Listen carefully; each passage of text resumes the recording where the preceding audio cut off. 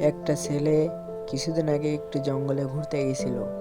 সেখানে যাওয়ার পর না ছিল তার কারোর সঙ্গে পরিচয়, সে এমনি একা একা জঙ্গলে হেঁটে বেড়াচ্ছিল। তারপর সে একটি গুহা দেখতে পায়, চারিদিকে আলো ছড়াছড়ি। তারপর সে গুহা থেকে বেরোয় আরেকটি গুহায় প্রবেশ করে এবং কাঠ কাটার জন্য কিছু সামগ্রী জোগাড় করে। তারপর সে একটি গাছের গুঁড়ি দিয়ে সামনে এগিয়ে যায়।